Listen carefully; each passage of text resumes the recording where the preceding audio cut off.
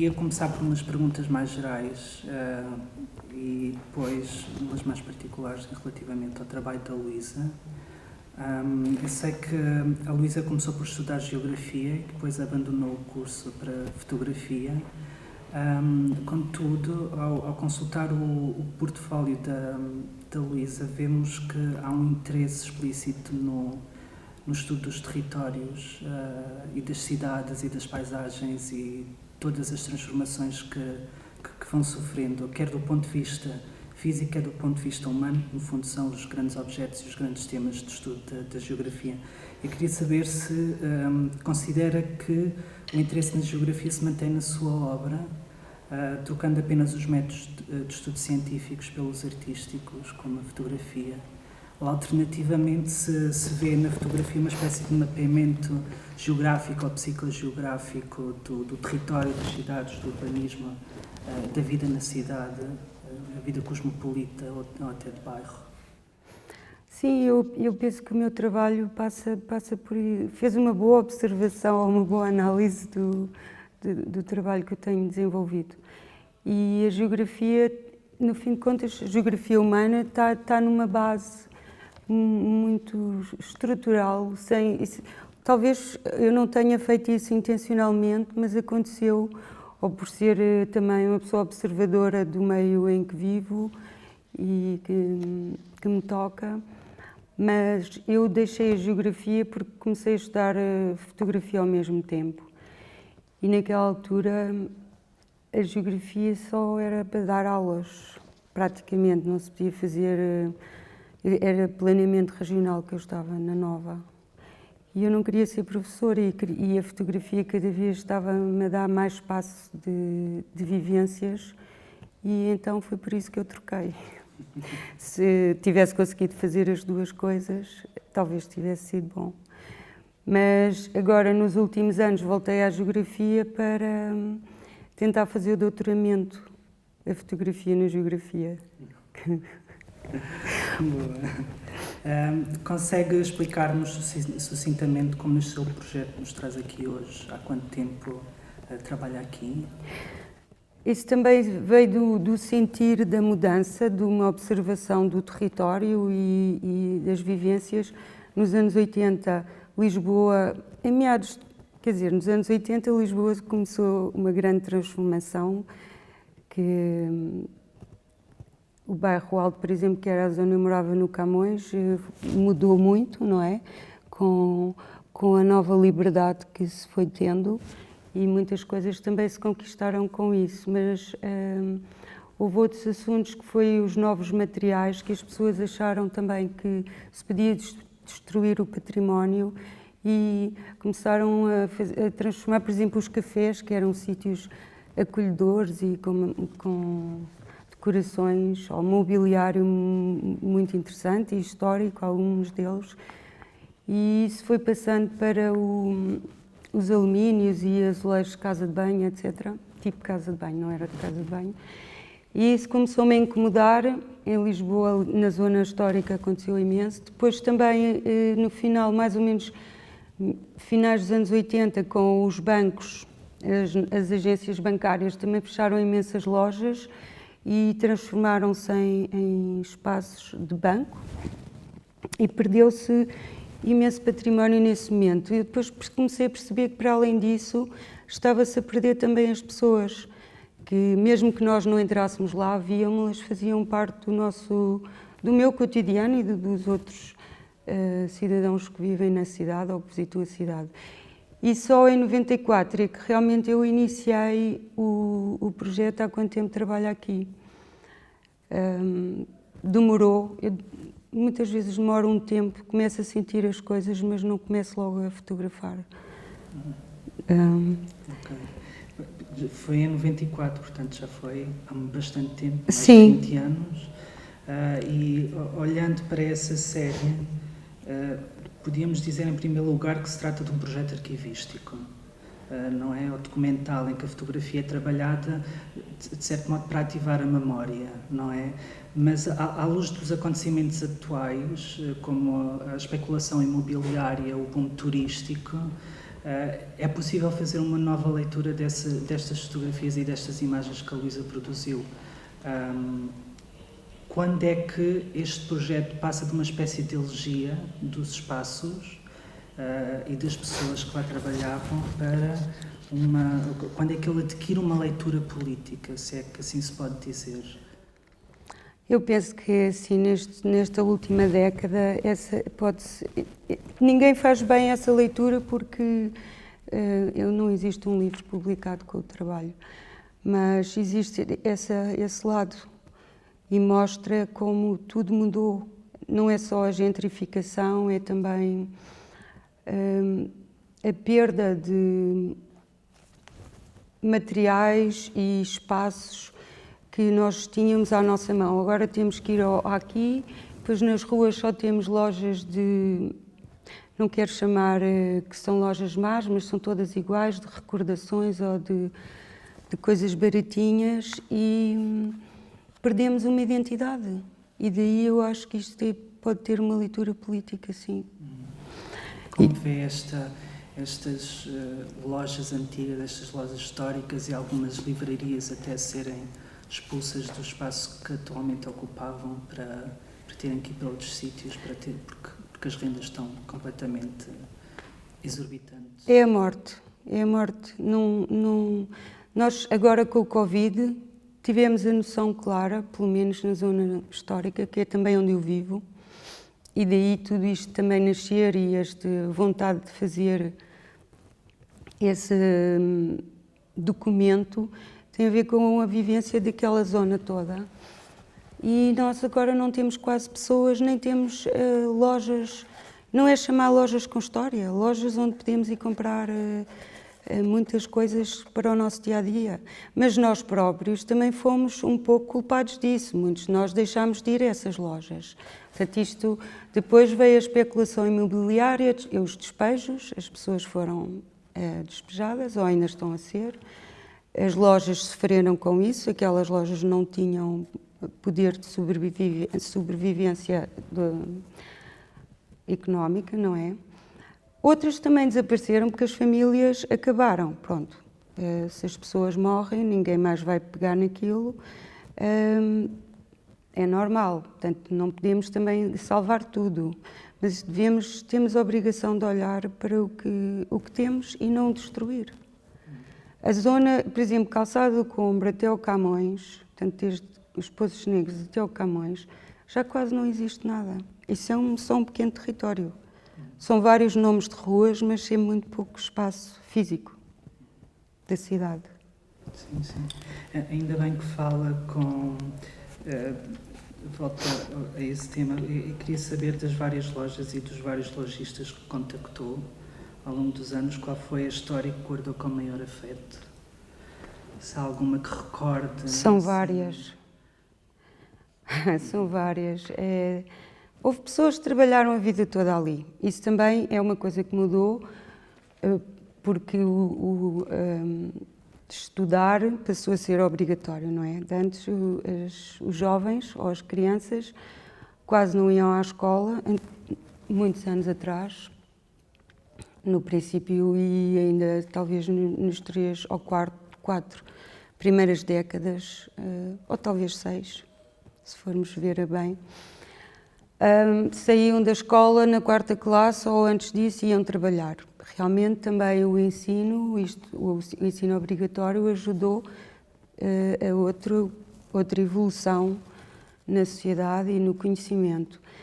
Mas essas pessoas que eu guardo com maior história são tantas. Por exemplo, uma disse-me assim: vim para aqui de soquetes e era o que se usava na altura, foi aqui que tirei os soquetes.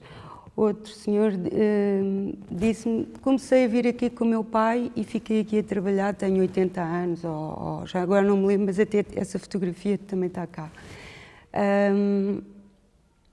Outros queixaram-se da mudança do comércio, por exemplo, deixar de haver o mercado à Ribeira e ir para Louros, isso já lhes dificultava mais o acesso aos produtos e encarecia.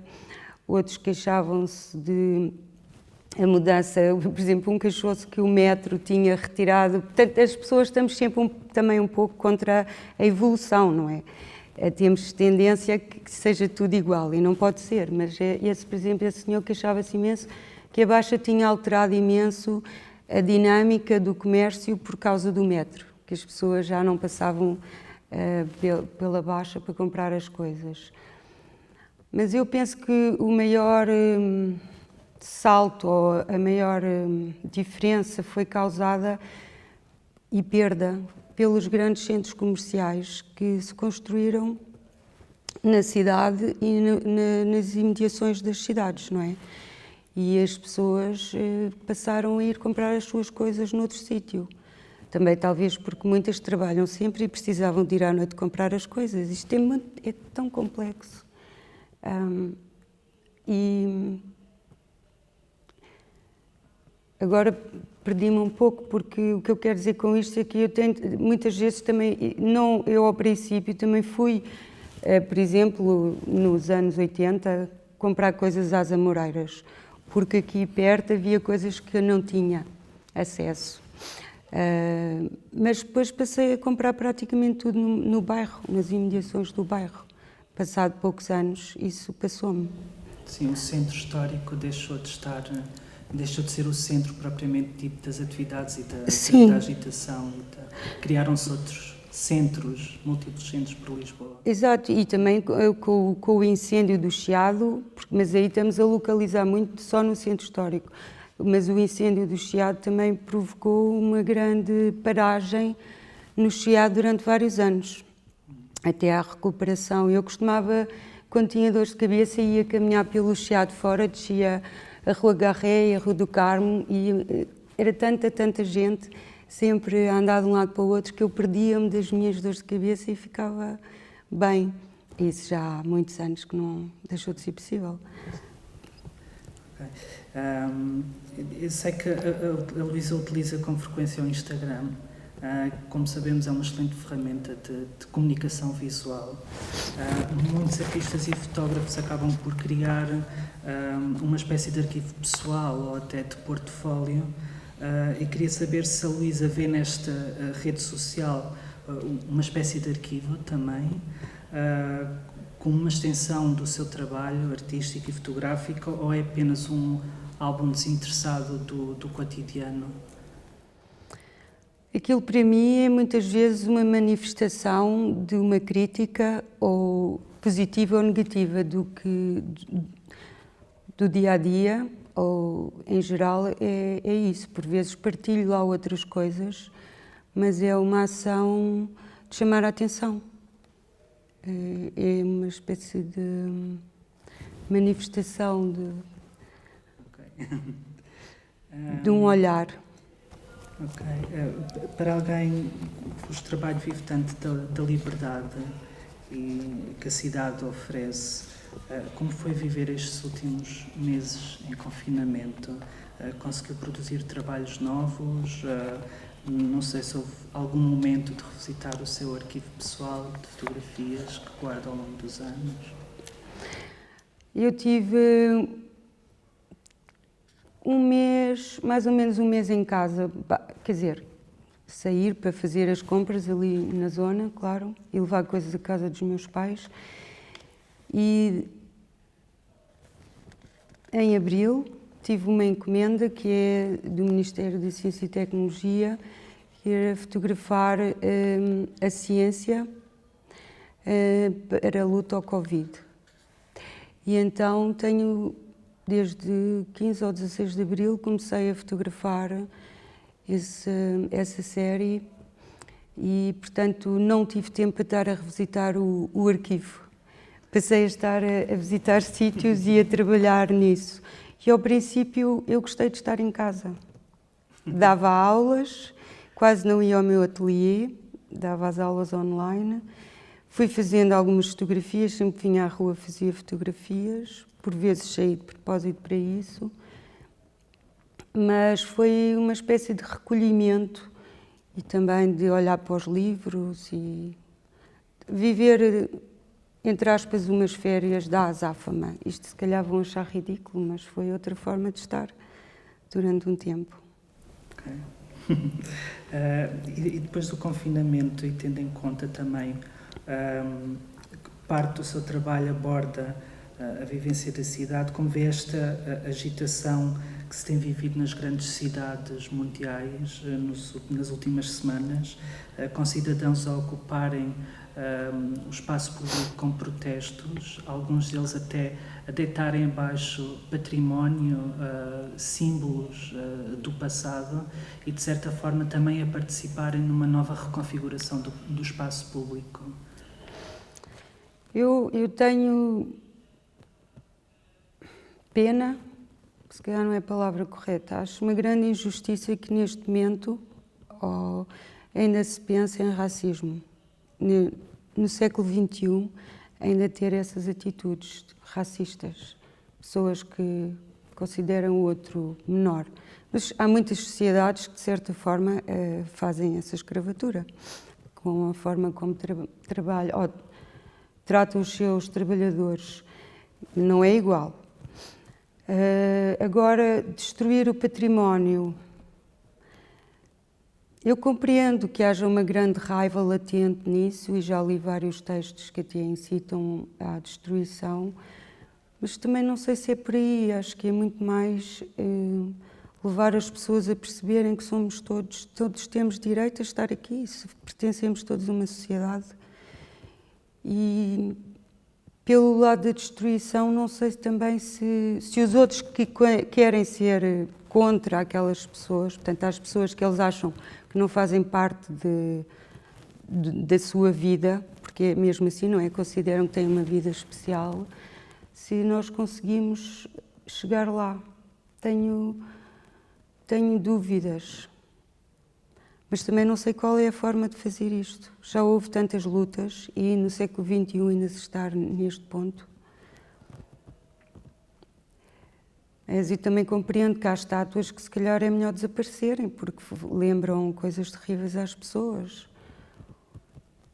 Ainda não defini bem a minha relação, a posição, se devo destruir, se devo mais falar sobre as coisas e esclarecê-las. Sim, sim. Mas é a destruição com o ponto de vista de construir depois outra coisa sobre ela, não é? Sim. Pelo menos quando se vê essas esculturas a serem derrubadas, essas estátuas, julga que, não sei se vê com esse olhar de redesenhar novamente o espaço, redesenhar novamente aqueles plintos que estão no meio das praças, no meio dos largos. Eu só não sei se as pessoas estão a pensar que vão redesenhar os sítios, simplesmente não os querem lá, e compreendo, isso é legítimo, estão agredidas, não é? Pela história, por tudo o que se passou. Não sei se há essa reflexão sobre isso, mas sempre se derrubaram histórias. Estava-me a lembrar, enquanto estávamos a falar, quantas... Na União Soviética, quantas estátuas se derrubaram, no Kuwait, na China, quantas coisas se queimaram durante a Revolução. E até não quero falar de outro momento, que também se queimou muita coisa. Por exemplo, no tempo do nazismo, queimaram imensa coisa. Ou seja, é difícil ter a certeza que destruir é o caminho certo, mas é compreensível porque uma pessoa precisa de se manifestar e se calhar é uma forma de chamar a atenção. Ok. Uma série de perguntas que fazem parte do programa da Umbigo Talks. Uma delas é saber qual é que é o lado B da Luísa, se tem ocupações paralelas à fotografia que acabam eventualmente por alimentar o seu trabalho ou então desenvolver outras aptidões. Por vezes a minha vida é tão dentro só da fotografia, quer dizer, mas faço outras coisas, claro. Mas a fotografia ocupa tanto tempo, com os arquivos, com a edição, mas também sou mãe, Também gosto de andar fora da cidade, gosto de passear e isso dá-me paz e ensina-me coisas. Gosto de ler. Acho que é difícil dizer qual é o meu lado B. Estudar também é bom. Ok, acho que chega. Não sei. A última é saber o que disse ou confessou. Esta é uma pergunta mais bem-humorada ao seu umbigo ao longo deste ano de 2020. O que eu disse ou confessei ao meu umbigo? Disseram-me que 2020 ia ser muito bom. E parece que não é nada muito bom para a maior parte das pessoas que estão a perder as suas coisas ou a morrer ou ficar doentes. Para mim, eu até tive sorte, posso dizer que tive sorte com esta encomenda e fazer um livro e estar a trabalhar com pessoas interessantes e produzir algo. Acho que posso ter ao meu umbigo que tive sorte. Obrigado. E estar aqui também é uma sorte. Sim. Ok, obrigado, Luísa.